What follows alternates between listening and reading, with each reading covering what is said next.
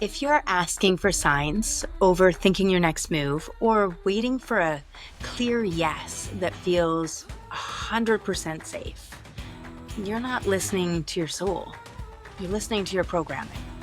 Your soul doesn't speak in certainty, it speaks in sensation. And most of us were never taught how to hear that. Today, I'm going to teach you how to recognize when something feels truly aligned, even when it scares the hell out of you. Because alignment isn't always peaceful, but it is always true. If you're new here, welcome. I'm Dawn Elgin, contrarian soul guide, visionary mystic, and founder of Practical Spiritualism.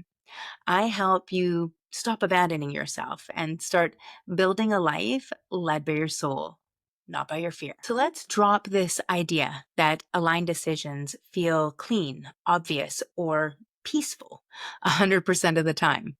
I think that's a place where most of us get pulled off from. Alignment often comes with fear, vulnerability, even grief, because it calls you into the unknown. But there's a difference between fear that signals danger and fear of the unknown that really means expansion. Fear isn't always a no. Sometimes it's just your nervous system catching up with your soul. Have you ever noticed that anxiety and excitement, they feel pretty much the same? The difference between them is actually your thoughts about the situation. And that's an important point for us to become aware of. So I want us to look at some nervous system wisdom first, a yes versus a no. So here's what I teach my clients, a body-based yes versus a body-based no. So yes feels open, whereas no feels tight. Yes brings nervous energy and a pull, whereas a no brings dread or a pit. Yes would expand the breath, whereas a no contracts the body. And really the breath gets shallower and the chest will often contract. A yes is, I'm scared, but I'm ready. And a no is, I'm scared and I want to run. This isn't about comfort. And that's important to remember. It's about capacity, the capacity to hold your desire without shrinking, to trust the whisper without needing proof. One of the things I remind people of all the time is that we're not born resilient. We gain resiliency. We build resiliency by doing and overcoming hard things. And so often something that's really new that is scary because we've never done it before doesn't mean no. And our system will seem like it's going to go into a state of stress. When really what we're starting to do is build a little bit more resiliency to the idea and understanding that we can do hard things. We can do new things, and that we are far more powerful than we give ourselves credit. And part of this is understanding that real alignment, it scares the ego. You're not broken for being afraid. The ego wants predictability, it wants safety, and it wants to be approved. Why? Because that feels controllable. Whereas the soul, well, wants what's real. It wants resonance. It wants to risk it if it means truth. We aren't talking about adrenaline rushes. We're talking about wonder, curiosity, being completely present. So here's a practice. Think about a decision that you've been spinning on and just pause on it. Place a hand on your body, and it might be a heart and an abdomen. That tends to be the one I like. Or often I'm right hand on heart and left hand over top, and it just starting to feel into it. And the reason I give this practice so often to touch our bodies, it's that somatic experience of feedback immediately. And if you think of a young child or a baby wants to be held, wants to feel safe. And so there's this holding, this cradling, and we can give that to ourselves with contact. And that's why when we think of it that way, we're giving feedback. I'm present, I'm here, and I'm aware. And so if we place our hands on our body, we get that first sense of feedback, that first sense of coming back to ourselves. And as you place your hands on your body, I just want you to ask, am I scared because it's wrong? Or am I scared because it's real? And then again, just pause. And when you ask that question, do you notice a sense of expanding? It might be just subtle in the energy. Or if it's scared because it's wrong, there might be a tightening or a contracting, a feeling of needing to be more protected. Whereas that expansion might feel like, oh my gosh, but it feels like we're leaning into it. So just notice so that you can get the answer. There's so much wisdom in us. So that one question will change your life. Our greatest purpose, our intrinsic purpose, is to know thyself, to be able to answer the ancient question, who am I? Not the body, not the thoughts, not your emotions or your past experiences, but the experiencer. Not the thinker, but the one who's aware of thinking, aware of thought. And this is the one that we want to get to know. So an embodied practice for this would be the compass drop-in. And this is where we touch into your own internal compass. And it's a practice to do every morning. So you can just sit still. Again, take that hand on the heart and maybe a hand on the belly. If you prefer, put both on the heart. And just asking yourself, even as you're lying in bed in the morning, what do I already know? What do I already know? And then let your body answer through the breath, through sensation, through that yes or that no. Because what we're doing is we're priming our body, we're priming our nervous system from the beginning of the day. I'm here and I'm present. I want to hear what you have to say. Where do we go from here? And it's like becoming teamwork again. The beauty of this is that we stop outsourcing clarity when we start embodying presence. Please know that this is a practice to help us hone our intuition, our inner knowing. The more we practice, the stronger it gets. Also, you might not get an answer in that moment, but when something comes up in your day, you will suddenly feel it because that's the priming.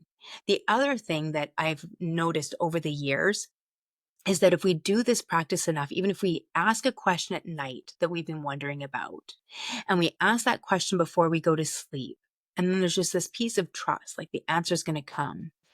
Usually by the third day, we'll have a knowledge, we'll have an understanding. Maybe we can't even explain it, but we'll just know the answer. And it'll feel really embodied. It'll feel settled, like it was always there. It's just that we finally got out of the way so that we could hear it. And a lot of this is because we don't build a sovereign life in our journal. We build it in our choices every day, in how you respond to the text that triggers you. Experiences that are triggering to us, you can think of them as like a wound. I always think of a trigger as being like a sliver or a wound that starts to fester because you've just left it. And then somebody randomly comes by and they bump the wound. They bump where the sliver is. And all of a sudden you're like, hey, and you think this person just hurt me, but they didn't. What they did was bumped into a wound that we've had there for could be an extraordinarily long time. And usually what we do in this world is we say, here I have this wound. I don't want you to touch it. And we don't deal with the wound. We just like put a Band-Aid over it and we're like, I have a wound, don't touch that. And then we expect everybody else to be careful of our wound. And then if somebody comes by one day and they're not paying attention and they bump it again, you're like, dude, can't you see the Band-Aid? And so then you give it a bigger wrap. Maybe you put some color on there so people really notice it. And so we keep doing this and we're protecting and protecting and protecting until everything in our life has to be adjusted to handle our wound. And the truth is, what we really need to do is take off all of that bandaging, pull the sliver out, and then we can deal with cleaning it up and bandaging it, knowing that in a shorter period of time, it'll heal. And when somebody bumps the shoulders, just a bump on the shoulder. Because often what we're doing is we're projecting our pain. This is what it means when we say hurt people hurt people. When I'm hurting, I'm going to project my pain onto you. I'm going to snap at you and maybe say, maybe later, oh yeah, sorry about that. I was in a lot of pain. And we justify it, but we don't deal with the problem. We just keep expecting the world to not bump us. And the truth is we're all in the middle of life trying to do our absolute best. And we are inevitably going to bump into each other because that's what energy does. Energy bumps into each other. In the work of like the Bhagavad Gita, in a lot of ancient scriptures, they talk about the veil. And if you've heard people, like, oh, the lifting of the veil, well, what does that mean? Well, the veil, or what they call Maya, is, you can think of it as like the fabric that all of life is made up of. And this life is being woven with 3 threads. And there are these 3 different types of energy that interact with each other and bump into each other. And that's life. Life is interacting and bumping into one another. And so us getting upset that energy somebody else bumped into us isn't going to work. It doesn't mean that we don't need to be compassionate with each other, or empathetic, or kind, or gentle. It means that for ourselves, once we go through this, like I always think when somebody triggers me now, my thought is, thank you. Now I know where there's another wound I need to deal with. Because maybe I wasn't even aware I had that sliver because it hadn't been bumped for so long. And so now I take all of these things as an opportunity for me to look at my wounds and to start to release them and let them go. We don't need a certain amount of time to heal a wound from the past. It's one of the greatest illusions that we have. We can heal a wound now. That is Eckhart Tolle's The Power of Now, right in this moment. We can just stop. Oh yeah, right. Oh, that's a wound from like back when I was 15 or 22 or 25. And I don't need to carry that with me anymore. I can pull the sliver, put a little polysporin on there, give it a kiss, and move on. And it doesn't take for us to know why it happened. In the principles of co-creation, one of the principles is let go of all expectations, release all judgment, and let go of the need to know why things happen as they do. And that links with the difference between pain and suffering. Pain is inevitable. We're all going to feel pain. We're going to feel heartbreak, loss, grief, joy, happiness, sadness, anger. Those are all part of our human experience. But suffering is created by our thoughts, the expectation that things should be different than they are. And I say this too as somebody that has gone through childhood trauma, extreme domestic violence and abuse. It's not a belittling of the pain that we've experienced.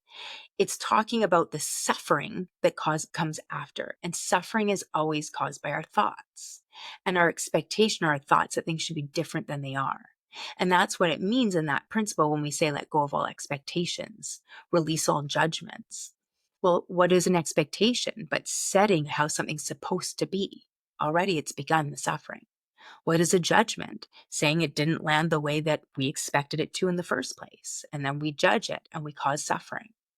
And then we loop on that pattern over and over again, getting stuck further and further into the past.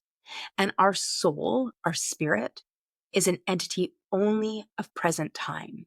It only can exist in this moment, this right now. And so every time we loop into the past, we're not talking about the wisdom of it. So an experience happened. So there's our experience. But when we hold an emotion to it, when we hold the story, then we get the trigger. If we have the experience and we let go of the emotional attachments and stories that are linked to it, should, shouldn't, judgments, all the rest, then we have wisdom. And that's what I want for us. It's what I want for myself. Is I want to get to this place where it's only wisdom. And so when I notice myself being bumped, when I notice a trigger coming up, I want to find the gratitude in that. It's not like, oh, I love hurting. No, but I do like being aware and all of a sudden becoming conscious, because I was unconscious to the problem before. And now I'm becoming conscious that there's an issue. And that consciousness is already the beginning of healing. And when we move through those pieces, we can start to let them go. So that's what I mean when I say it's imperative for us to pull that sliver out, to heal the wound, rather than saying, oh, I don't have time to deal with that right now. Untruthful. Sorry, totally untruthful. I'm not saying in the middle of bombs going off in our life do we stop necessarily to put a Band-Aid on it. But at some point, you do have to do some field work. And maybe the field work is just quickly pulling that out so it can get a chance to heal. Like I said, stick a Band-Aid, give it a kiss, move along. It's not dissociating from it. When we have more time, we can look at it, and maybe we have to rip up some contracts, give ourselves a little bit more genuine love and appreciation, and notice how we've been doing the best we can with what we've had up until that moment. Because before now, we were unconscious. So why would we get mad at ourselves? It was what it was. Just like the person who bumped us, the person that hurt us in the first place, was also unconscious. And we know they're unconscious because they perpetuated pain. And people who are fully conscious, fully aware, fully awakened, fully self-realized don't cause harm to other people. And so we know, oh, it's their pain that they perpetuated. Doesn't mean they're not responsible for themselves. Just means we don't have to drink it anymore. We don't have to keep drinking this poison that is slowly but surely killing us. So this is what I mean in how you respond to the text that triggers you. It's in how you say yes and really mean it, not out of one of those old wounds of being unloved or rejected. It's in how you don't say yes just to keep the peace, but to really honor yourself. Every single aligned decision is a rebellion. Every time you listen to your body instead of your conditioning, you rewire your life. So drop an I trust my body in the comments if this landed. Or any question, any thoughts, what came up for you today? And I'd love to invite you to the Unlearning Bootcamp, which begins June 9th. It's a 5-day nervous system rebellion, 1 hour a day. And this is where we feel our way back home. It is an hour each day with a workbook. It is recorded and it is completely free. The link is in the description and in my contact information. So please go ahead and register today and join us. The more you practice listening to your body, the less you'll tolerate abandoning her. If this episode stirred something in you, if it reminded you of your truth or helped you soften into it, I'd love for you to stay connected. Go ahead and hit subscribe. Share this with a woman that you love. Check out the Sovereignty Rising podcast for more soul truths. A new episode drops every single Friday, and you can listen to it here or on your favorite streaming service. And come join us on the Awakening Circle. It is my free Facebook community where we breathe, remember, and rise together. We are not meant to walk alone on this path. We rise in remembrance together. And remember, I see the light in you, and it is freaking brilliant. I so badly want you to see it too. I look forward to seeing you in the next episode. Brightest of blessings.